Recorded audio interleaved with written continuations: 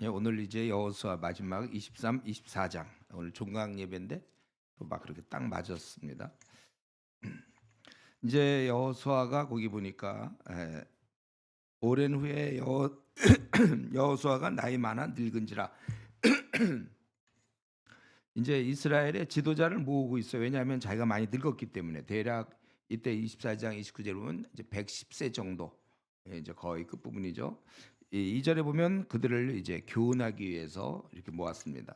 그래서 3절부터 5절에 보니까 이들을 모아놓고 하나님이 어떤 일과 어떤 분이신지를 얘기하는데, 3절에 보면 이스라엘에서 싸우신 자요, 4절에 보면 가나안 땅에 남아 있는 나라와 이미 멸한 나라를 기업으로 주신 분이시다.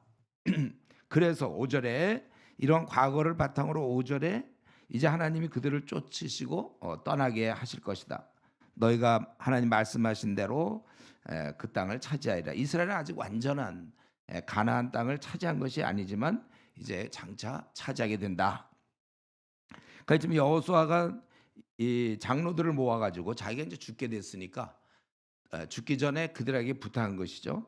그래서 어, 하나님께서 이렇게 하셨기 때문에 앞으로 너희들을 차지하게 할 것이다. 과거에 하나님께서 행하셨던 일, 그 일을 바탕으로 미래를 얘기할, 장차 이루어지를 얘기하고 있는 것입니다. 저와 여러분이 사실 이렇게 앞날을 살아갈 때 바로 이거예요. 하나님이 나에게 베푸신 과거, 그걸 많이 갖고 있어야 돼. 그래서 그거를 바탕으로 다음 단계를 추진할 수 있는 거고, 그게 빈약하면 빈약할수록 추진력이 약할 수밖에 없어요. 과거의 것이 풍성하면 그걸 바탕으로 크게 밀 수가 있고, 받은 은혜가 별로 없으니까 경험이 짧고, 경험이 짧으니까 밀고 나갈 게 없는 거예요. 예, 그러니까 내가 지난날 많은 은혜를 하나님께 받았다. 그러니까 미래에 도전할 수 있고, 도전하다 보니까 또 새로운 경험을 할 수 있는 것이죠. 그 새로운 경험이 이제 과거가 되면서 또 그걸 바탕으로 더 풍성한 다음 단계로 나아갈 수가 있고, 그러니까 경험과 전진 같은 말이죠. 경험을 해서 이런 경험을 바탕으로 전진하는 거예요. 사실 이것이 이제 우리 지루한 나그네 길을 흥미진진하게 사는 방식이죠. 다윗도 골리앗 앞에 나갈 때 그냥 나간 것이 아니고, 그는 이미 사무엘상에 보면은 사자와 또 곰을 치고, 그리고 그들을 갖다가 수염을 잡고 죽이고, 그래서 그때 골리앗 앞에 나갈 때도 사자의 발톱과 곰의 발톱에서 건져내셨은즉 이 블레셋 사람의 손에서도 건져내시리라. 그러니까 이 수술에 경험이 많은 저 의사들은 뭐 누가 뭐 맹장이 터졌다, 제가 늘 맹장 얘기하죠. 그럴 때 뭐 하나도 당황하지 않고 나 간호사한테 내가 이제 밥 좀 먹고 나가서 해줄게, 기다려 그래. 그래서 밥 먹던 거 먹고 편안하게. 그래서 이제 하는 거고, 초짜들은 어떻게 되죠? 왔어 드디어. 예. 막 떨려, 어떻게 될지 몰라 이거. 아주 이렇게 되는 거예요. 그보다 더한 수술도 이제 많이 한 사람들은 하나도 겁이 안 나고 할 수 있는 거와 똑같습니다. 그러니까 하나님과 동행해 본 경험이 많은 사람은 뭐 큰 이런 게 아무 문제가 없어요. 역량이 커진 거고, 그런 경험이 적은 사람은 이거 이렇게 하면 어떡하는가, 그렇게 되는 것이죠. 계속 밀고 나갈 수가 없고, 밀고 못 나가니까 또 경험할 것이 없어요. 약하니까 운동을 못 하죠. 운동을 못 하니까 또 몸이 약해지는 거예요. 무경험, 무전진. 예. 요약하면 그 말이니까 경험 없는 사람들은 전진할 수도 없이 밤낮 그 작은 신앙 세계에서 밤낮 살고, 조그만 일 있으면 그거 어떻게 하냐 이러는 거죠. 믿음으로 뭐 나가는 건 생각할 수가 없는 거예요. 우리는 지금 이 시간에 뭐 여러분들은 좀 안 그렇지만 그래도 항상 내가 혹시 그렇다면 이걸 빨리 좀 이 사이클을 벗어나야 된다는 거예요. 풍성한 은혜에서 두려울 것이 없이 계속 더 큰 일도 벌릴 수 있는 거예요. 예. 풍성한 은혜를 경험하는 사람은 전진이고, 풍성한 은혜를 경험하지 못한 사람은 그냥 누구나 다 안 믿는 사람도 사는 것처럼 그렇게 사는 것입니다. 목사님, 저는 좀 빈약한 신앙 경험을 갖고 있는데요. 그러면 좀 그럼 굉장히 메마르죠. 간증이 없어요. 남들이 뭐 풍성하고 기쁘다 뭐 암만 그래야 머리로는 동의되는 상태는 맞아요. 그러나 그 상태는 안 믿는 사람과 비교해 볼 때 다를 게 하나도 없습니다. 어떻게 하면 목사님 이 상태를 벗어날 수 있을까요? 여러분 한번 답해 보세요 스스로. 어떻게 하면 우리는 내가 만약에 좀 뭔가 주님을 위해서 위대한 일을 계획할 수도 없이 그냥 어떻게 보면 주어진 현실에 맞춰서 그냥 적당히 사는 이러한 상황을 내가 벗어날 수 있을까? 예, 제 답은 뭐냐면 우선 현재 주어진 그 일을 그때 아주 신실하게 충성스럽게 다 하라 그거예요. 그럼 제가 이 말씀을 준비하면서 이렇게 얘기해갖고 뭐 될까 이런 생각이 들어요. 제 경험상 좀 지난 날을 돌이켜 보니까 제가 캠퍼스에서 방황하다가 주님께 돌아왔다고 그랬죠. 대학교 2학년 때. 그때부터 제가 혼자 막 캠퍼스를 뛰다 보니까 제가 자연스럽게 그 캠퍼스의 리더가 됐어요. 뭐 저 혼자밖에 없으니까 제가 리더며 그렇게 되는 것이죠. 즉 대표가 됐다는 거 제가 혼자. 사람이 없으니까. 사람이 이제 생기고 뭐 10명도 생기고 20명도 생기고. 이제 그러니까 진짜 대표가 돼 갖고 그래서 저는 군대 문제를 그래서 고민을 많이 했죠. 제가 대표인데 이 사람들 언제 가야 되는가 이게 이제 기도 제목이었어요. 그러다가 대표가 되다 보니까 또 5개 대학 또 대표가 됐어요. 그리고 이제 군대 갔다 이제 대학원 진학해서 그래서 또 간사가 됐죠. 간사. 그리고 이제 군대 갔다 와서는 아예 제가 간사가 되고 아예 대구 지역에 개척 간사가 됐죠. 개척 간사. 그래서 대구 지역 대표 간사가 됐다가 또 신대원 가서 또 아나톨레 모임을 제가 일으켰고 그래서 우리 그때 많은 전도사님들이 연결됐고 그리고 이제 신대원 마치고 다시 서울 지역에서 또 서울에 한 대학이 40개 50개 있는데 그중에 절반을 책임지는 또 서울 지역 서남 지역 대표 간사가 됐어요. 그러다가 이제 전국 총무가 되고 그래서 이제 영국에 유학 갔다가 다시 돌아와서 이제 제가 경험상 큰 교회 부목사로 있었지만 제 눈에는 그건 안 되겠더라고요. 이 교회는 제가 생각할 때는 아니다 싶어서 좋은 자리였지만 제가 이제 스스로 지하에 개척교회를 시작했고 그리고 신학대학원을 또 지금도 돌보고 있는 것이고 한국에서 그런 생각하고 있다면 제 머릿속에 제 마음은 지금 이미 중국 인도를 바라보고 있고 그거 15억 합해서 한 30억 아무것도 아니에요. 그것들을 그냥 어떻게든지 기회만 있으면 바꿔놔야 되겠다. 이러다 보니까 나이가 이제 다 많이 됐어요. 어쨌든 그때마다 작은 일 조장. 그러니까 여러분들이 지금 조장을 목표로 세워야 되고 여러분들이 여기 있는데 섬김일을 목표로 세워야 돼. 섬김. 그러다가 이제 간사를 목표로 세우고 그때는 이제 우리가 한 300명, 500명 되면 이제 간사도 많잖아요. 대표 간사 이런 걸 지세요. 그다음에 이제 전국 총무도 있겠고 우리도 그렇게 될 거예요. 이런 걸 여러분들이 하게 되고 그리고 우리는 궁극적으로 이 조그만 나라 한국에서 뭐 할 게 아니고 중국 대륙과 인도를 우리가 인도가 딱 붙어 있어서 딱 좋아 인도가. 그래서 우리 저 지도에다가 인도도 하나 조금만 붙이면 그 15억이거든요.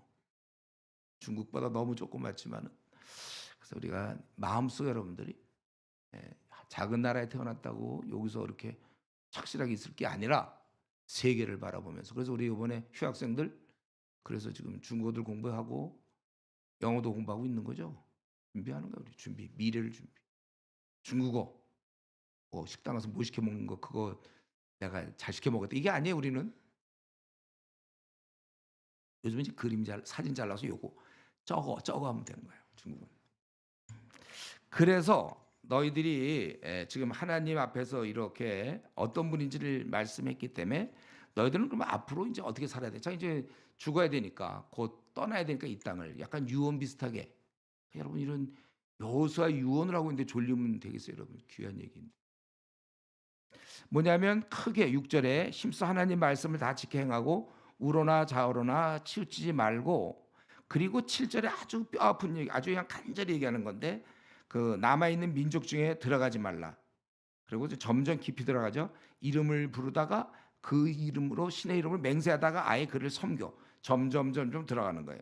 너희들 절대로 그렇게 하면 안 되고 11절에 있는 것처럼 아니 8절에 있는 것처럼 오직 하나님을 가까이 하라. 너희가 만약에 이렇게 한다면 강대한 나라를 너희가 물리칠 것이고 너희들은 천명을 쫓을 수 있는 사람이 된다.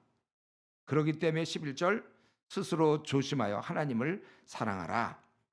그러니까 한마디로 얘기하면은 이제 자기가 떠나면서 한번 여러분도 자신을 한번 여호수아라고 생각해 보세요. 내가 만약에 백성들한테 얘기하면 뭘 얘기하고 떠날까? 우리 지난 시간에도 마침 그런 본문이 나왔죠.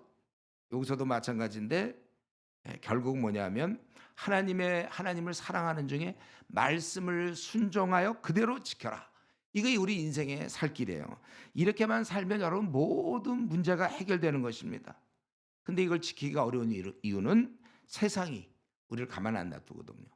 또 세상 친구가 우리를 가만 놔두지 않고 세속적인 생각들이 내가 거룩한 백성이 되려고 그러는데 잡아당겨. 뭘 그렇게 섬기냐? 뭘 그렇게 주님을 따르냐? 자꾸 너 왜 유별나게 열심을 내느냐? 무슨 캠퍼스 선교사라고 그러냐? 막 이제 이렇게 되는 것이죠. 그래서 우리가 조심해야 되는데 성경이 항상 강조하는 건 그거예요. 그들과 어울리지 마라. 불의에서 나와라. 어울리지 마라. 예. 왜냐하면 어울리면 우리가 동화되게 됐다는 거예요. 그래서 하나님을 떠나게 됩니다. 사실 여러분 지금 여기가 굉장히 중요한데 우리가 그 세상에 빠지지 말라. 모태신앙들이 지금 대부분 세상에 빠져서 미지근한 거 아니에요. 미지근하다는 얘기는 세상의 가치관에 이게 섞여 있다는 얘기거든요.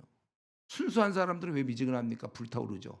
날 위하여 죽으신 주님께 내가 가진 것 없지만 젊음을 드리고 제가 대학교 2학년 때 이제 변화돼 갖고 그때 내가 가진 거 없지만 젊음을 드리겠습니다.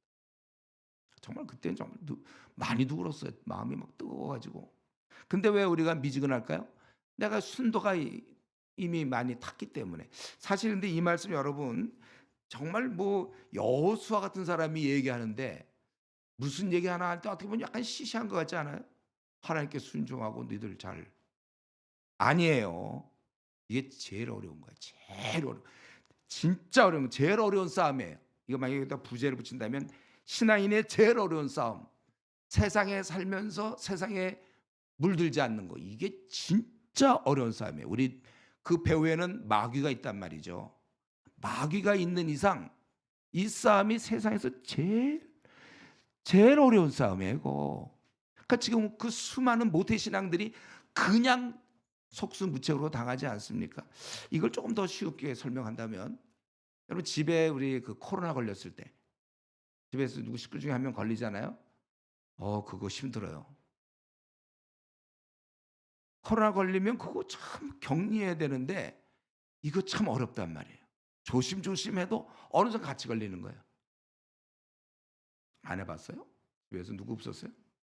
그거 저희가 문제는 아예 그럴 때는 뭐 그렇게 걸린 사람 아예 밖으로 나가서 어디 가서 혼자 독방이 있으면 가든지 시골에 뭐 어디 집에 있으면 거기 가서 이제 혼자 있다 와라. 그럼 제일 좋은데 같이 보면서 밥을 따로 먹고 뭐 식사 그릇을 뭐 이렇게 하고 이게 어렵잖아요. 저와 여러분이 지금 그렇습니다. 우리 거룩하게 이렇게 여기 지금 4층에 모여갖고 여기서 그냥 남은 생 여기서 끝내. 여기서 다 살아 그냥. 물론 싸움은 좀 하겠지만 그래도 우리 여기서 그건 쉬운 일인데 그게 아니라 이제 세상에 나가서 직장도 다니고 뭐도 하고 또 안 믿는 사람도 만나고 친구 안 사귈 수는 없잖아요. 또 직장 내 문화가 다 있고 그러면서 그들의 사고방식에 동화되지 않는 거 이게 진짜 어렵단 말이죠. 그래서 코로나 때문에 말이죠. 어떤 사람은 집에서 누가 걸리면 특별히 애들이 걸리면 부모가 아예 포기하더라고. 그냥 돌봐야 되는데 방법이 없으니까 빨리 그냥 같이 걸리자 그러고 더라. 그게 지혜로울지 몰라요. 참 어려운 거야 그만큼. 근데 우리는 교회라는 그것에서 이제 세상에서 같이 지내면서 물들지 않는 거. 이게 그래서 원래 가나안 땅에 들어갈 때 그 이방 죄인들을 다 진멸하라. 원래 그렇게 명하신 이유가 있다 보면 당하니까. 그래서 이거 당할 때 제일 시작이 뭐냐면 거기 7절에 너희 중에 남아 있는 이 민족 중에 들어가지 말라. 이 들어가지 말라 이거 그들과 교제하지 말라는 뜻이야. 아마 NIV 같은 데 보면 교제하지 말라 그렇게 될 거예요. 그러니까 처음서부터 이거 조심해야 돼요. 이미 어울리기 시작하면 친구 관계가 막 되고 그들과 같이 뭐 같이 놀고 여행 다니고 뭐 하고 같이 하다 보니까 참 맞들이고 나서는 끊기가 어렵죠. 담배 피는 사람도 그래요. 처음에 담배 피는 거 보니까 막 하고서 막 쾌쾌하고 막 침도 뱉고 막 그러더라고요. 근데 어느 순간에는 담배를 안 피면 안 돼. 술도 처음에 제가 술 좀 먹어봤다 그랬잖아요 이전에. 헤매고 있을 때. 술 처음 먹을 때 아이고 써 이거 왜 마시는지 모르겠어요.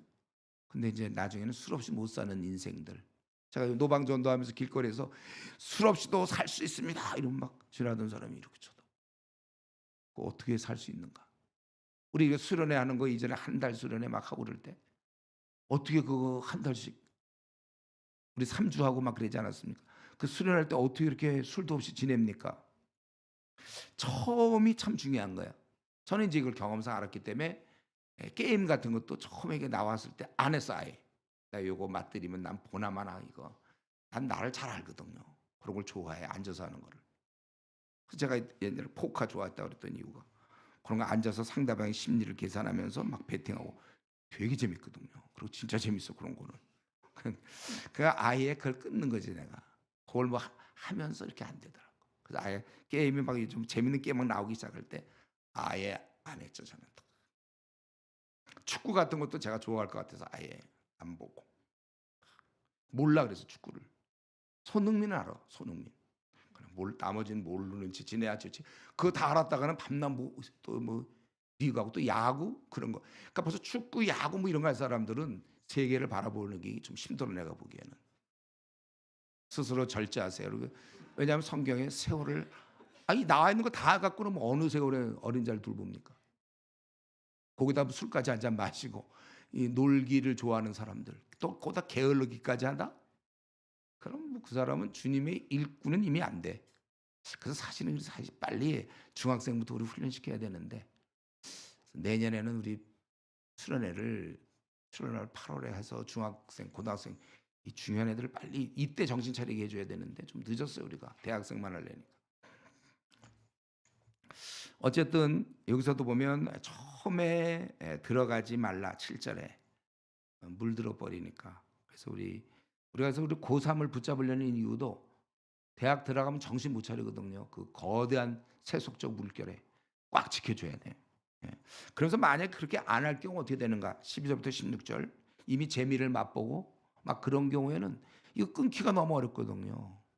낭만으로 생각하고 이게 뭐 대학생이 특권으로 생각하고 막 이 노는 거를. 그래서 거기 12 절부터 경고하고 있죠. "너희가 돌아서서 이방인들과 가까이 하며 또 더 나아가서 인제 혼인하고 서로 왕래하면 하나님께서 이 민족을 쫓아내지 않겠다." 13 절. 원래 쫓아내 주셔야 되는데 그래서 이들이 쫓아내지 않아서 잘 지내는 게 아니라 결국 이들이 올무가 되고 덫이 되는 거예요. 짐승을 잡을 때 보면 덫이 있잖아요, 올무. 그들이 결국은 돼서 옆구리에 채찍과 눈에 가시가 돼서 결국 이들을 타락시킴으로 하나님 앞에서 이스라엘 땅에서 그들을 멸하게 되겠다. 예. 그래서 14절 15절 분명히 이 일은 이루어져. 나는 오늘 세상에 오늘 온 세상에 가는 길로 가려니와 나는 이제 죽겠지만 이 말씀이 그대로 이루어질 것이다. 그분은 약속하신 대로 이미 선한 일을 다 너에게 이루지 않았냐? 들어가서 가나안 땅 주신 대로 그대로 하지 않았냐? 마찬가지로 이제 너희가 아름다운 땅에서 그 이방인과 더불어 지낸다면 너희가 멸절할 것이다. 그리고 너희가 언약을 범하고 다른 신을 섬겨 절하면 너희가 16절 속히 멸망할 것이다. 이 말씀 그대로 돼서 나중에 이스라엘이 722년 북왕국 멸망당하고 586년 남왕국 유대가 다 멸망당하는 거 아닙니까? 역사상에. 그러니까 결국 저 여호수아는 자기가 떠나면서 이들에게 하나님 말씀을 잘 순종하고 세상인들과 함께 더불어 지내면서 너희 신앙을 떨어뜨리지 말라. 떨어뜨리면 너희가 그래서 세속적이 되면 하나님이 다 멸하신다. 그러니까 이 말씀이죠. 하나님과 친근하면 아까 1000명을 물리칠 수 있다고 그랬대요. 그렇게 얘기했죠. 예. 거기 맞선 자가 없고 10절에 9절 10절에 보니까 1000명을 쫓아내. 그러니까 하나님과 가까이 하는 자는 승리합니다. 여러분 인생이 이제 앞으로 여러분 60년 남았죠. 60년들 남았어요. 60년, 55년. 아까 계산해보니까 한 55년, 60년.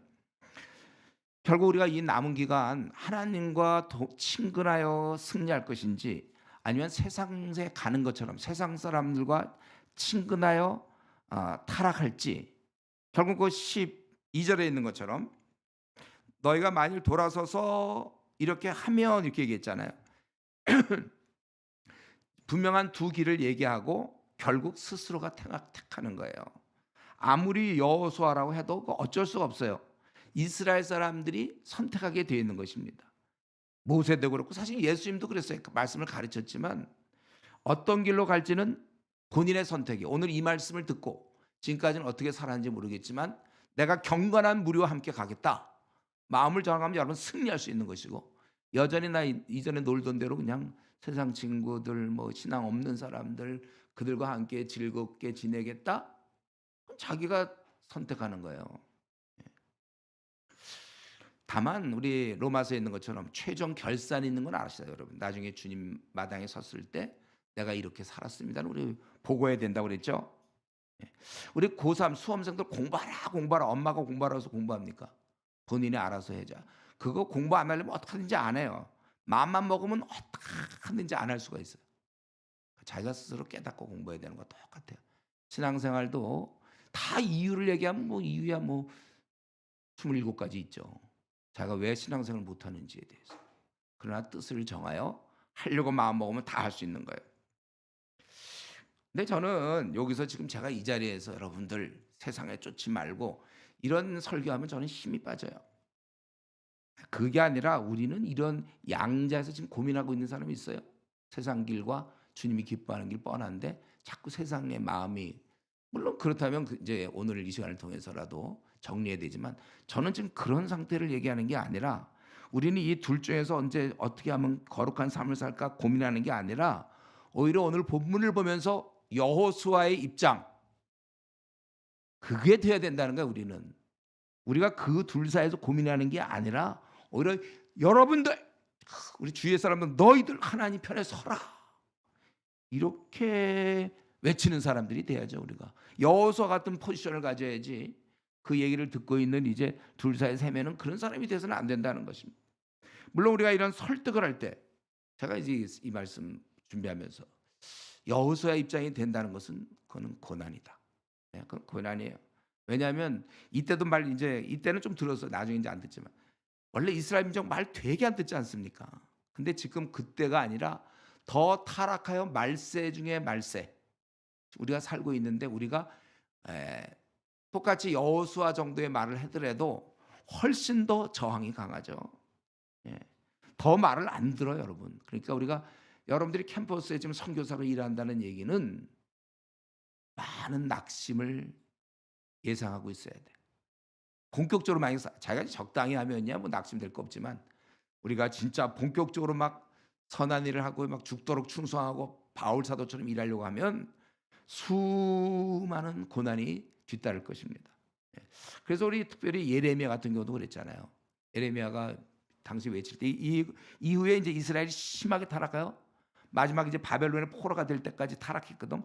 그때 일한 사람이 예레미야잖아요, 예레미야. 그리고 말을 얼마나 들어. 하나님 이제 할 수 없이 바벨론으로 보낼 정도의 수준의 이스라엘 백성들, 그들에게 외쳤던 사람이 예레미야예요.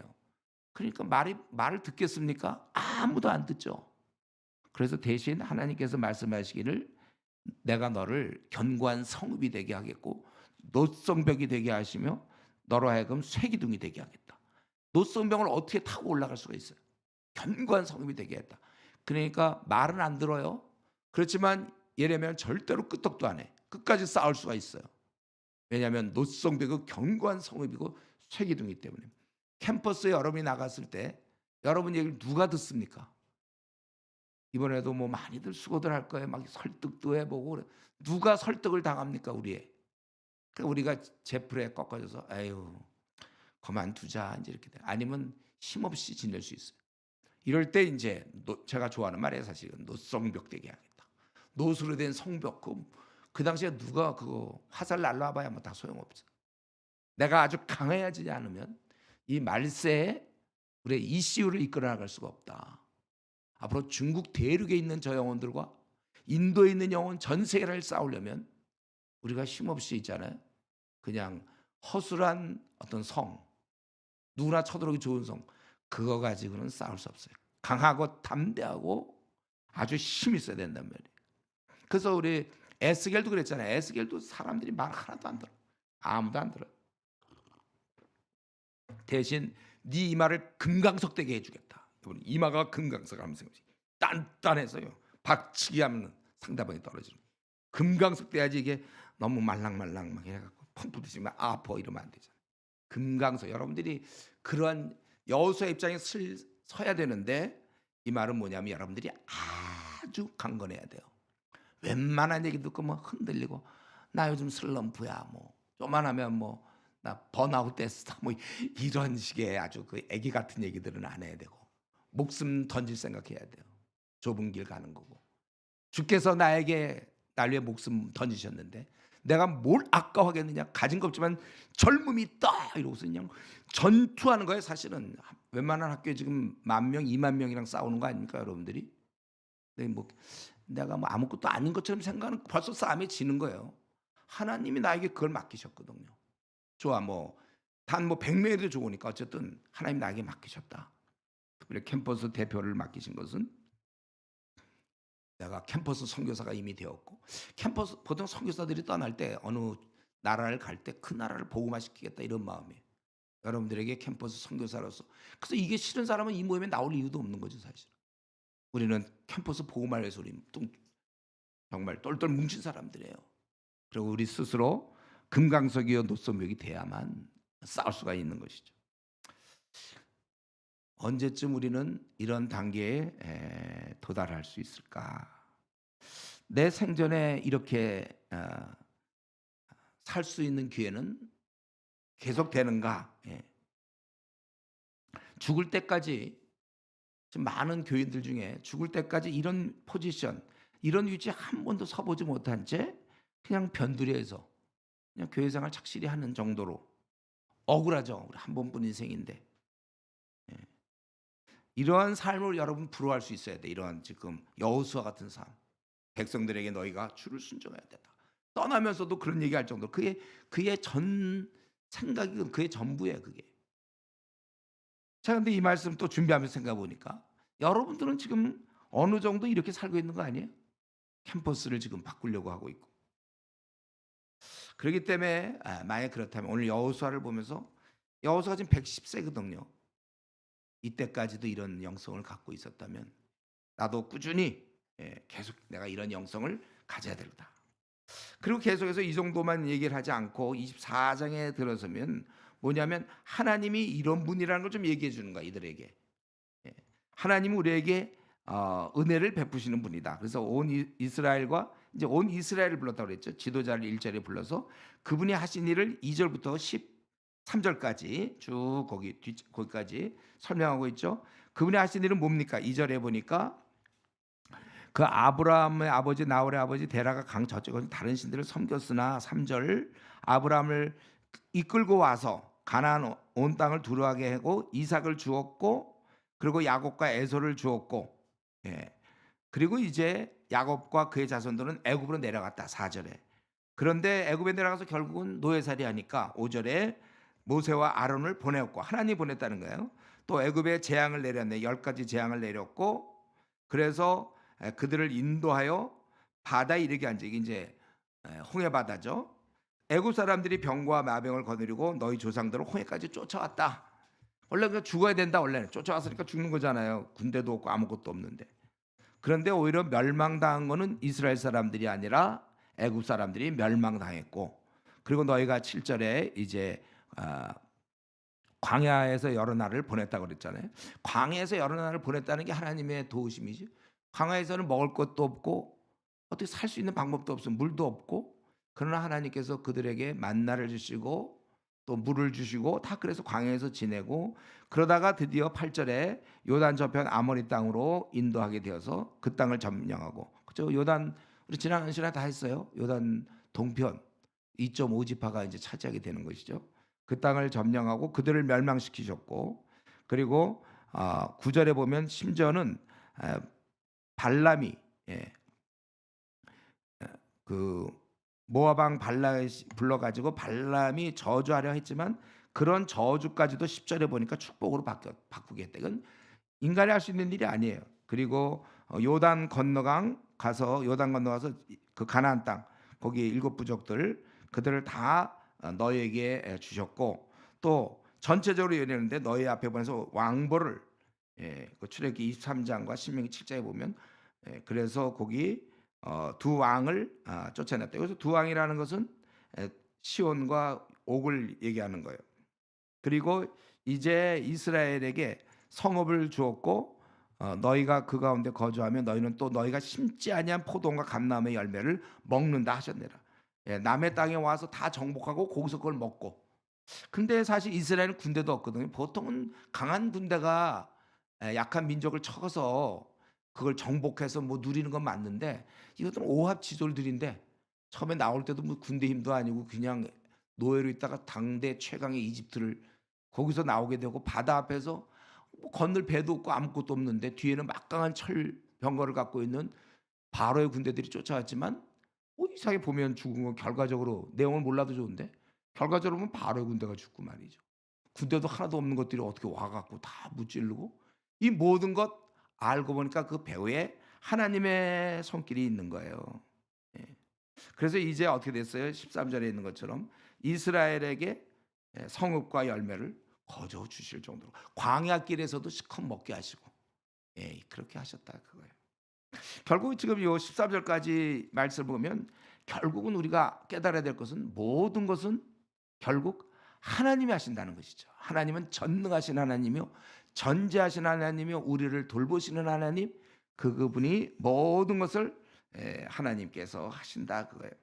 여러분 저와 여러분은 혼자 요즘 왕따들 혼밥 뭐 혼자 뭐 하는 자꾸 혼자라는 생각하지 마세요. 우리는 성부 성자 성님 제가 27에 군대 갈 때 주에서 그렇게 얘기할 때 저는 사실 그때는 두들겨 맞고 36개월 할 때니까 그래가지고 사람들이 막 불안해하고 그러지만 저는 그때 마음에 그때 제가 신앙 이제 확실히 있을 때니까 나에게는 성부 성자 성령 세 분이 함께한다. 딱 하나도 두렵지 않더라고. 오히려 내가 군대 가서 어린 자들을 돌봐야 되겠다 이런 마음 가지고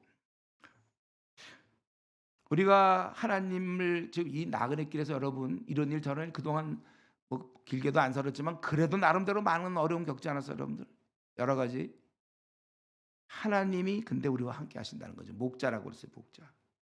하나님이 모든 걸 우리와 함께 하시고 우리를 이끌어 주신다.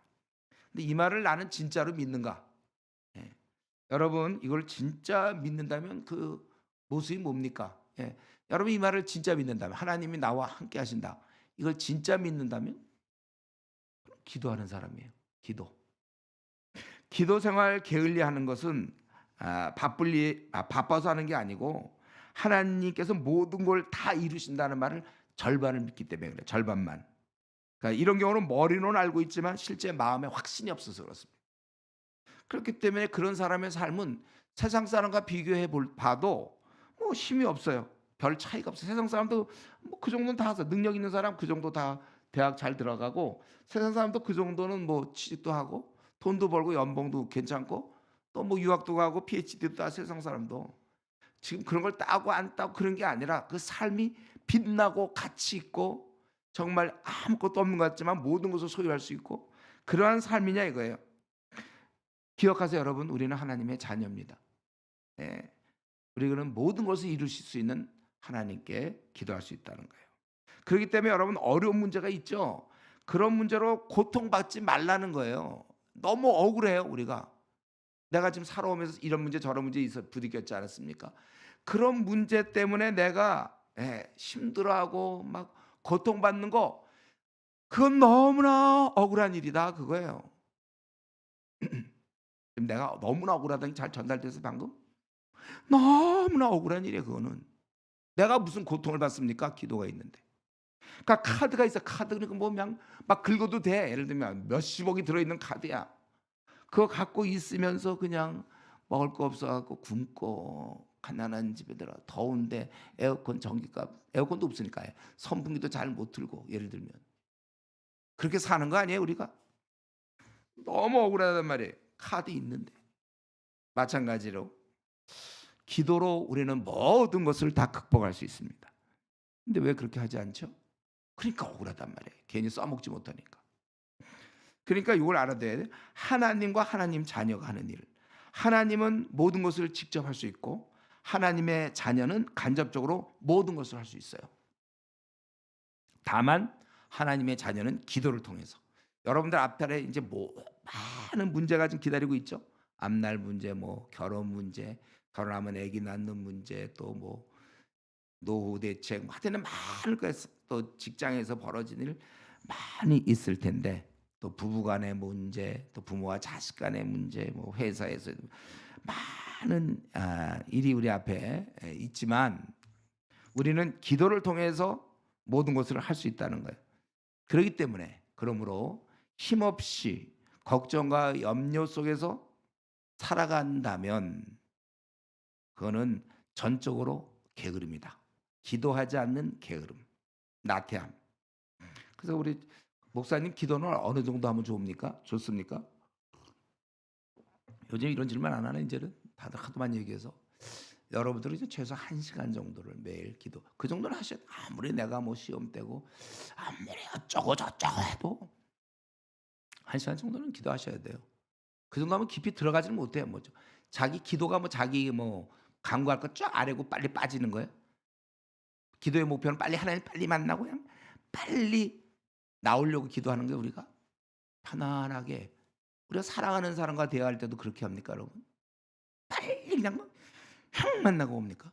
데이트 그렇게 하는 거예요. 그냥 한 1분에서 2분 딱 이렇게 앉아 하나님과 깊이. 그리고 기도할 때는 감사가 있다고 그랬잖아요. 간구만 하면 그건 아주 기도가 힘들어져요. 하나님 베푸신 은혜를 요거 저거 작은 것부터 감사를 많이 하라고 감사. 그래서 뭐 마음대로 해서 내 삶을 나는 기쁨 없이 살고 싶다. 그럴 때 꼭 해야 될 일은 기도를 적당히 하는 거. 엉터리로 하는 거예요. 그리고 내가 정말 기쁘게 나는 힘있게 살고 싶다. 되는 건 정말 하나도 없어. 이상이 풀리지 않아. 그래도 힘있게 기쁨 가운데 살고 싶다. 그런 사람은 이제 기도 생활을 제대로 하면 되는 것입니다. 다시 한번 우리 여호수아는 14절부터 이제 거의 끝부분 24절까지 이스라엘이 이제 해야 될 일을 얘기하고 있습니다. 중요하니까 이제 아까 하나님 떠나지 말라 막 이런 얘기를 하고 있잖아요. 그렇기 때문에 이제 이들과 맹세 약속을 하는 거예요. 거의 14절부터 24절까지 여호수아의 말에 백성들이 이제 응답하는데 그걸 아주 결심을 공고히 하는 것이죠. 14절 하나님을 경외하고 진실함으로 그분을 섬겨라. 애굽에서 섬기던 신을 치우고 하나님만 섬겨라. 이들이 아직도 그런 걸 갖고 있었는지 모르겠어요. 그래서 너희가 그러나 15절 원치 않으면 니들 우상을 섬기든지 말든지 많이 해라. 마음대로 해라. 나는 오직 나와 내 집은 여호와를 섬기겠다. 그럴 때 백성들의 답은 결단코 우리는 하나님을 버리지 않냐고 다른 신을 섬기지 않겠다. 그렇게 16절에 대답하죠. 또 17절 이들도 고백하고 있어요. 그분이 우리 조상을 애굽에서 인도하고 이적을 행하시고 우리 목전에서 큰 이적을 행하시고 우리가 행한 모든 길과 우리가 지나온 모든 백성 중에서 우리를 보호하였다. 그리고 이 땅에 거주하던 아모리 족속을 쫓아내고 아모리 족속은 요단 동편에도 있었고 요단 서편에도 있는 거예요. 그들을 다 쫓아냈고 그래서 우리도 아까 나와 내 집은 여호와를 섬기겠다 15절에 여호수아 그렇게 얘기하니까 우리도 여호와를 섬기리니 그는 우리 하나님이시니다 이렇게 얘기했어요. 이들도 자기들도 하겠다 이거죠. 이때 참 신앙이 좋을 때 우리 보통 그 수련회 끝나는 날 보면 막 주를 위해 살겠다고 다 그러잖아요. 그러고 나서 뭐 한 끝나고 몇 주 지나고 나면 다시 원래대로 자기를 위해 산다든가 이러죠. 그러니까 이때 이 정도 갖고는 안 되니까 이제 자기 여호수아가 계속 살아서 이걸 뭐라고 지적하는 것도 아니고 이제 떠나야 되는 마지막 순간이기 때문에 백성에게 이르되 다시 한번 그 19절 20절에 보면 경계하고 경고를 주는 거죠. 너희는 능히 섬길 수 없다. 예. 당장은 모르지만 그래서 그분은 거룩 질투 심판 하나님이기 때문에 복을 주시다가도 20절에 너희가 이방신을 섬기면 재앙을 내리시고 멸망시킬 것이다. 그들이 백성들이 21절 우리는 하나님만 섬기겠다. 그러니까 또 여호수아가 좋아 너희가 진짜 그렇게 얘기했기 때문에 그러면 너희 스스로 증인이 된 것이다. 그래서 23절 그렇다면 너희들 이방 신들을 다 제하해 버리고 마음을 하나님께 행하라. 그래서 백성들이 우리는 하나님만 섬기고 그 목소리만 청종하겠습니다. 그래서 우리 여호수아가 세겜에서 백성들과 함께 언약을 세우고 율례와 법도를 베풀고, 그러니까 모세 율법을 제하긴하고서 이 모든 말씀을 율법책에 기록하고 이제 이런 백성들이 다시 한번 다짐하고 언약하며 거기 큰 돌이 있는데 그들을 여호와의 성소 곁 상수리 나무 아래 세우게 되었고 이 돌로 27절에 증거를 삼고 백성들을 각각 기업으로 돌려보냈다. 그러니까 이들이 다 따르겠다 얘기해도 이렇게 어떤 돌을 세워서 확실하게 맹세를 시키고 이렇게 한 것입니다. 거듭 이스라엘을 다짐시키고 맹세. 사실 근데 우리는 여기서 뭘 생각해야 되냐면 이 지도자 역할이 바로 이런 거예요. 그들이 자발적으로 하도록 하고 택하도록 하지만 그러나 이렇게 하기까지 계속해서 격려와 권면, 때로는 야단치는 것, 이런 게 필요하다는 것이죠. 근데 여기서 저는 어떻게 보면 여러분 지금 조금 전에 살펴봤잖아요. 굉장히 23장도 24장이 굉장히 길죠. 우리가 볼 땐 좀 생략해도 될 것 같은데 또 얘기하고 막 너희들 못 섬긴다. 너희들은 그분은 어떤 분이다. 계속 그들이 얘기를 안 받고 자꾸 얘기하는 것 같아요. 예. 계속해서 격려와 막 그 경고 예, 이것이 바로 제가 볼 때 우리가 이 시대에 좀 배워야 될 것 중에 하나예요. 지도자의. 이런 거 안 하고 알아서라고 하면 아주 곤란하단 말이에요. 최종적으로 본인들이 하지만 신앙생활 해야 되지만 그 양육의 단계가 있다는 거예요. 양육의 단계. 예. 어린아이가 성장하여 성인이 된단 말이에요. 그 요즘 이제 시대 분위기 뭐냐면 어린아이에게 결정권을 너무 많이 주고 있어요. 애들 그 꼬맹이 보고 너 초등학교 다닐래 안 다닐래? 걔 보고 결정을 하면 됩니까? 걔 뭘 갖고 결정할 거예요? 이런 식이면 곤란해요. 애들에게 너무 많은 자유를 줘 가지고 걔들이 결정하도록 하면 안 된단 말이에요. 심지어는 제가 이전에 있던 선교 단체는 학생 자발성을 너무 강조해 갖고 약간 지금 신앙이 흔들리고 있고 아직 정리가 안 됐거든. 신앙 정리하려면 최소한도 우리로 따진다면은 한 2년 정도? 보통 수련회로 따지면 수련회 한 3번, 그때 2주짜리 수련회 한 3번 정도 갔다 오고 충분히 주님과 해서 그래야 어느 정도 돼서 그때부터 되는 건데 뭐 모임에 온 지 얼마 안 되고 신앙도 별로 없는 거고 걔보고는 자꾸 자발성 얘기를 하고 또 다수결 원칙. 다수결은 소용없어요. 예를 들면 수학 문제 아주 어려운 문제 있잖아요. 그런 거 푸는데 거기 뭐 국어학자 100명이 모여서 이건 답을 우리 이걸로 정했습니다 해 봐야 무슨 소용이 있습니까? 수학 박사가 그냥 쫙 풀어서 이거다 이러는 게 더 힘있지. 우린 100명입니다. 예, 우리는 음악도 전공했고 체육도 했고 100명씩 되는데 그럼 답이 여러분 어디가 더 믿을 수 있는 거예요? 수학과 한 사람이 하는 게 더 중요한 거 아닙니까? 그러니까 다수결 원칙도 여러분 좀 약간 무시해야 돼. 세상은 지금 온통 다수결이에요. 온통 자발성이고. 근데 이제 그거는 이들이 지금 사실 여호수아 같은 경우는 더구나 이때 당시는 아주 신앙들이 좋았다고 그랬죠. 이때는 그걸 다 경험한 사람들이고 정복할 때 다 경험한 사람이고 여리고성 무너지는 걸 다 봤을 것이고 아이성도 봤을 것이고 또 그 왕보를 보내서 쓰러뜨리는 모습과 우박 뭐 이런 많이 봤을 거예요. 기브원에서 그 태양이 멈추는 거 막 이런 것도 다 경험한 사람들이니까. 어느 정도 헌신되었지만 그럼에도 불구하고 자발성, 다수결 이런 거 중요하지 않은 거예요. 여러분 우리가 이런 면에 있어서 요런 걸 잘 봐야 돼요. 여호수아 당시에 이들이 헌신되었고 성숙되었지만은 그래도 여전히 이걸 얘기하고 있잖아요. 이제 여러분들이 어느덧 캠퍼스의 선교사로서 지도자로서 어린 자를 이제 돌봐야 됩니다. 예.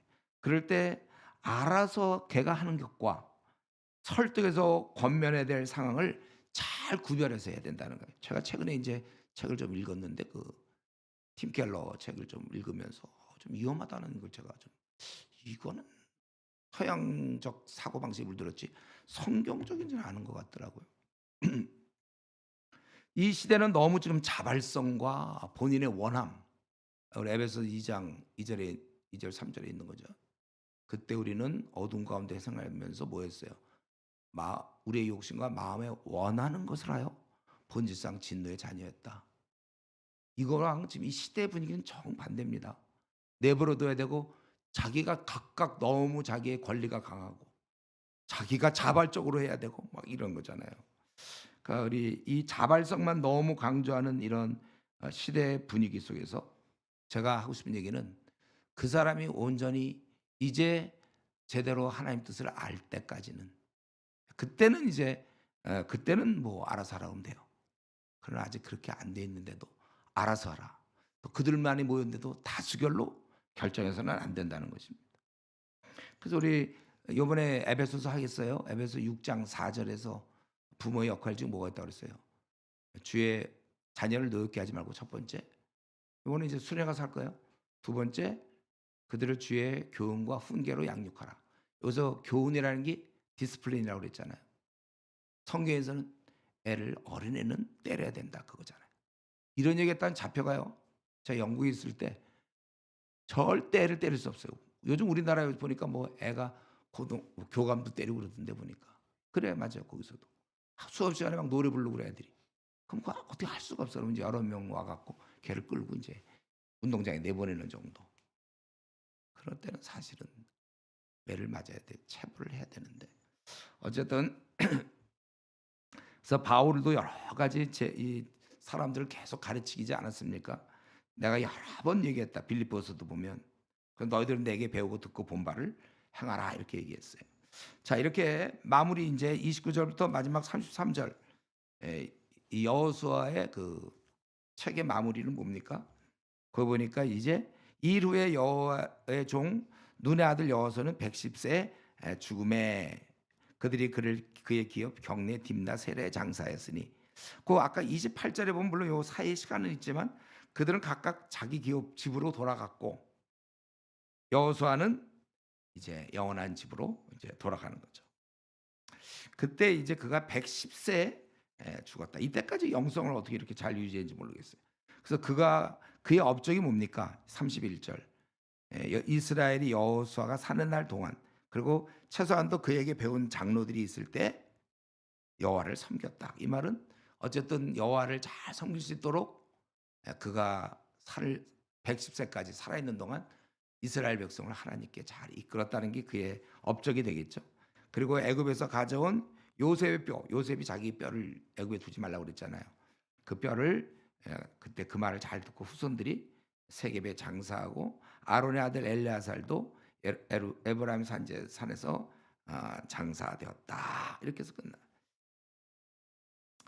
우리 여기서는 이제 이 말씀 마쳐야 되는데 우리 여호수아가 결국 한 건 뭐냐면 하나님께 돌아가기 전에 이스라엘에게 다시 한번 하나님께 순종하라 그것을 다짐시키고 그리고 떠난 것입니다. 여호수아는 이 땅에 사는 동안 자기 할 일을 다 완수하고 생을 마쳤어요. 아마 이제 그 이유는 성경에 기록되지 않죠. 그 이후 그 다음에 여호수아가 어떻게 되냐 몰라. 성경에 기록 안 돼 있어요. 그러나 우리는 알기로 주께서 칭찬하셨을 것이고 그는 아주 빛나는 영광을 누렸을 것이다. 어쨌든 우리는 이 여호수아의 죽음을 보면서 이렇게 사역하다가 죽는 여호수아 우리 1장부터 지금 24장까지 쭉 살펴봤어요. 그는 그렇게 이렇게 죽는 모습을 보면서 우리도 한번 이 시간에 말씀 마쳐야 되겠는데 여러분 한번 이 시간에 나도 죽을 때 이렇게 죽을 수 있겠는가? 나에게 주신 사명을 잘 이스라엘 백성을 잘 주님 섬기도록 하고 죽는 거잖아요. 나는 죽을 때 어떨 것 같아요? 주님이 특별히 나에게 맡기신 각자의 사명이 있죠. 그거 잘 마무리하고 나도 이렇게 죽을 수 있겠는가? 지금 우리 주변에 보면 아직도 이렇게 여호수아처럼 막 돌보며 이런 단계에 못 오르고 헤매고 있는 사람도 있단 말이에요. 주변에 보면 그 때가 되면 헌신해야지 막 이런 말이 너무 돌아 우리나라에. 그래서 자칫 헌신은 여기서 우리 아주 중요한 거 하나 있어요. 어떤 좀 신앙의 높은 단계에 들어가는 걸 헌신으로 보는 경우예요. 왜냐하면 많은 사람들이 나도 때가 되면 헌신하지 이러니까 그 헌신이라는 건 이제 신앙이 어느 정도 높은 단계에서 이루어지나 보다 이렇게 생각하는데 이게 아니라니까요. 여기서 우리가 많이 녹아나는 거예요. 헌신은 기본이다. 높은 단계가 아니라 기본이에요. 이런 말하면 돼요. 나중에 나도 때가 되면 건강해야지. 이런 말 들어봤어요? 나중에 나는 때가 되면 건강하고 지금 빌빌 살아야 된다. 그런 말이 어디 있어요? 지금 건강하니까 여러분들이 계단을 올라온 거고 이 자리에 앉아 있는 거고 사실 졸리운 것도 좀 약간 건강하기 때문에 졸는지 몰라. 어제 잠을 많이 안 잤으니까. 어쨌든 우리가 건강이 그게 높은 단계예요? 무슨 유도 선수가 된다든가 아니면 무슨 금메달 따는 뭐 올림픽 그런 뭐 3인 뭐 뭐라 그래 그런 거 근종 경기. 하여튼 뭐 그런 거는 이제 우리 같은 사람 하기 어렵죠. 막 예? 특수부대 뭐 특전사 군대를 막 특전사가 난 어울려 막 그 정도 되는 건 상당히 체력이 좋은 거고 우리는 그냥 어떻게 카투사 없나 뭐 이런 거 알아보는 거예요. 우리가 그런 거잖아요. 우리는 뭐 내가 카투사 출신이기 때문에 그런데 그거 굉장히 힘든 거예요. 그거 별로 운동 안 하고 이제 밥만 먹고 막 일하려면 힘들어요. 운동 좀 해야 돼. 밤낮 차 타고 다니고 걸어 안 다니고. 근데 어쨌든 이건 딴소리고 우리가 이 헌신을 너무 높은 단계로 만들어서 한국 교회에서 그래서 대부분은 미지근한 신앙이요 특별한 사람만 헌신. 초대교회는 절대 안 그랬죠. 몽땅 다 헌신이었죠. 목숨 내놓고. 그러다 보니까 요즘은 이제 이런 사람이 하도 많으니까 자꾸 교회에서는 뭘 하냐면 사람들을 그저 위로하고 그저 편안하고 조금이라도 힘든 얘기 안 하려고 그래요. 근데 제가 어느 교회 가서 좀 큰 교회 가서 여러분들 50 넘어가고 뭐 하고 있습니까? 이제 직장 그만 다니시고 남은 생 우리 중국 대륙에 가서 한번 저 3,800만 명의 대학생들을 위해서 3,800만 우리 대학생들을 위해서 한번 그러면 좀 뭐 카페를 하든지 뭘 하든지 미용실을 하든지 해 갖고 살다가 죽읍시다. 막 이런 얘기했더니 어휴, 어떻게 그런 얘기를 그렇게 쉽게 하시냐. 나는 너무 당연해서 했거든요. 당연하지. 그럼 우리가 뭐 아니 주님이 가서 모든 족속 제자 삼으라고 했으면 뭐 그를 무슨 두 마디 우리 무슨 두 마디가 필요합니까? 네 한 마디지. 그렇게 살면 되는 거예요, 우리는. 근데 이게 자꾸 이 헌신이 육신으로 따지면 건강인데 이걸 자꾸 그 3대 근종 그 경기 철인 경기처럼 생각하는 사람이 있어. 헌신은. 그래서 뭐 주님을 위해 선교사로 떠난다. 어우 그거는 뭐 신앙 좋은 사람이나 하지 나 같은 사람은 아유 아니에요. 왜 자기가 아닙니까? 하나님이 나를 교수로 세울 수도 있고 나를 직장인으로 세울 수도 있고 나를 선교사로도 세울 수 있는 거지. 해당처 선교사는 절로 가고 나머지에서 국회의원, 변호사, 의사, 뭐 교수 요 중에 하나야 나는. 선교사는 그건 저기 아주 멀리 떨어져 있어. 그건 나와는 관계없는 거야. 성경에서 근데 그렇게 되나요? 어쨌든 우리가 자꾸 때가 되면 헌신. 그럼 나는 그 사람한테 묻고 싶어요. 그러다 혹시 지금 죽으면 어떡할 거예요? 여호수아는 실컷 막 전쟁하다가 죽어도 주님의 일을 이루다 죽는 거니까 이때 물론 110세 죽으면 더 좋죠. 일을 어느 정도 다 안착시킨 다음에 죽으니까 더 좋지만 그 못하고 죽어도 하나님이 부끄럽지 않은 거 하나님 데리고 가는 거니까. 근데 난 때가 되면 헌신하겠습니다. 근데 그 때가 뭔지 난 잘 모르지만 하여튼 그럼 중간에 그러면 죽으면 어떻게 되는 거예요? 그는 늦을수록 그러고 늦으면 늦을수록 그만큼 열매가 없죠. 저 같은 경우 대학교 2학년 때부터 뛰었기 때문에 45년 막 그렇게 많은 사역을 내가 할 수 있었잖아요. 근데 늦게 만약에 헌신하면 그만큼 열매가 적은 거예요. 이왕이 만약에 자기가 뭐 좋은 대학을 가려면 그 고1 때부터 공부하는 게 낫지 꼭 고3 2학기 때부터 공부합니까? 그만큼 실력이 안 늘어날 거 아니에요. 마찬가지. 어쨌든 우리는 주께서 우리에게 맡기신 사명 가서 모든 족속 제자 삼으라. 그거라서 거기에 맞춰서 우리가 결혼 문제라든가 앞날 문제, 직장 나는 가서 모든 족속 제자 삼으니까 한국에 있을 수도 있고 뭐 일본에 갈 수도 있고 미국에 갈 수도 있고 영국에 갈 수도 있고 중국에 갈 수도 있고 인도에 갈 수도 있단 말이에요. 다만 아는 건 나는 모든 족속 제자 삼는 그 일을 내가 해야 되는데 뭐 교수로서도 할 수 있겠고 교사라도 할 수 있고 뭐 장사를 하면서 할 수 있는데 다만 제가 여기서 한 가지 더 나갔죠. 장사하면 너무 시간을 많이 뺏기고 직장 다니면 거기 시간을 많이 뺏기니까 부분적으로 뺏기 못하니 웬만하면 우리가 풀타임 할 수 있는 여건이 되는 사람은 또 마음 있는 사람은 풀타임 하라 그 얘기예요. 그 이혼론이 아니고 예. 바울 같은 사람이 자꾸 뭐 다른 일 하면 되겠습니까? 생계를 유지하기 위해서 그 장막을 짰지만 그게 그의 본래 하나님이 이 땅에 보낸 목적은 아니잖아요. 우리가 멋지게 살다가 주님을 만나야지 한 것 없이 뭘 했나? 먹고 자고 쉬고 일하고 그걸로 끝나서는 안 돼. 주님 믿는 것에서 우리 이 여호수아가 아마 보나마나 죽을 때 그랬을 거야. 이제 나는 다 일을 마쳤구나. 그럼 아마 죽었을 것 같아요. 결국 여호수아는 이스라엘 백성들이 신앙 전수가 잘 되기를 바라면서 생을 마쳤어요. 다행히. 근데 보통 경우 부모가 신앙이 좋다고 자녀가 신앙 좋은 거 아니에요. 근데 신앙은 각자의 몫인데 다행히 저와 여러분은 지금 결과적으로 이렇게 귀한 신앙을 갖고 있잖아요. 요즘 어떤 대학생이 캠퍼스 보고말을 얘기하고 있어요. 자기 앞길 어떻게든지 영어, 중국어 공부하고 자기 전공 공부하고 놀아야 되고 자기 그 앞날 계획 세우고 다 대학생들 그러고 있는데 누가 이런 일을 하고 있습니까? 누가 여호수아처럼 지금 사는 사람이 누구예요? 다행스럽게 우리는 결과적으로 지금 너무나 귀한 신앙을 갖게 되었다. 그래서 제가 생각한 거는 우리가 내가 이 사실을 좀 먼저 감사하는 것. 원래 내가 그런 일을 할 사람이 아니에요. 저도 제가 뭐 대표입니까? 제가 뭐 이런 일을 하게 생겼습니까?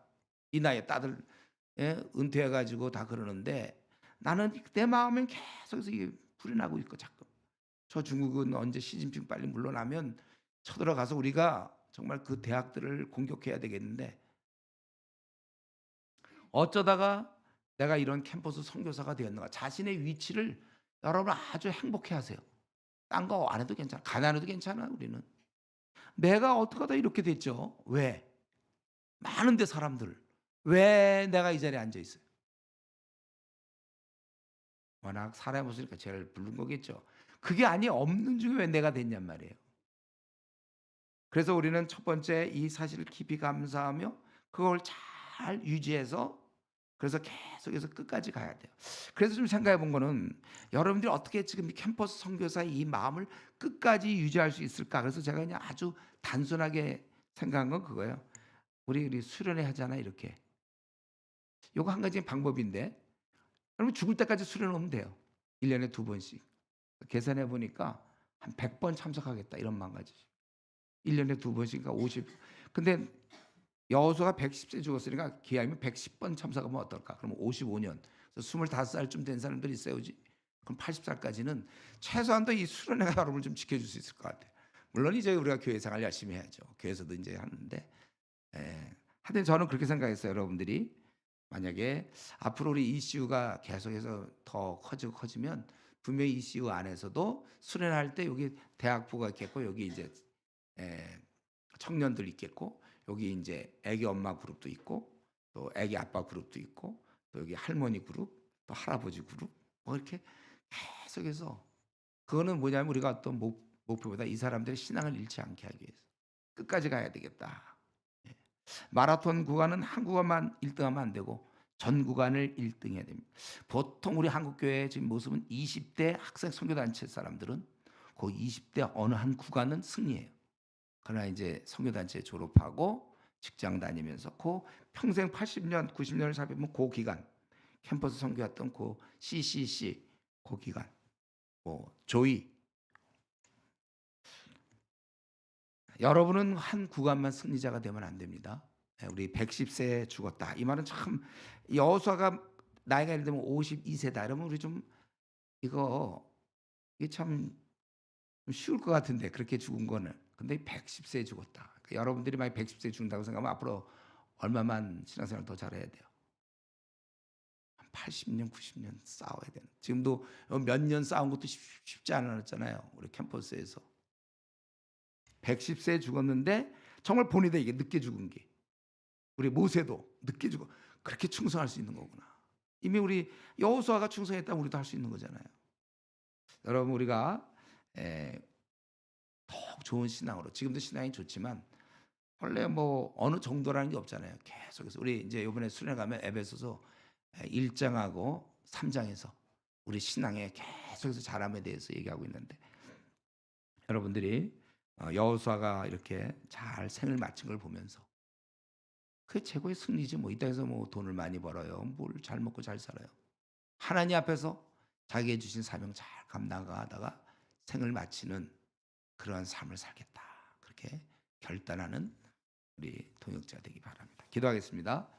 이제 우리 통성으로 기도할 때 여호수아는 110세가 되도록 끝까지 신앙을 유지하고 이렇게 잘 살았는데 나는 과연 내 남은 생 어떻게 살다가 주님 만나야 되겠나 이 생각하면서 또 요즘같이 한국교회 헌신이 신앙 좋은 특별한 사람이 하는 것처럼 돼 있는데 그 원래 기본 거기가 출발점인데 주여 내 신앙을 이끌어 주십시오. 우리가 같이 떨어지지 않고 끝까지 주님께 붙을 수 있도록 같이 한번 통성으로 기도하겠습니다. 아버지 하나님, 우리 신앙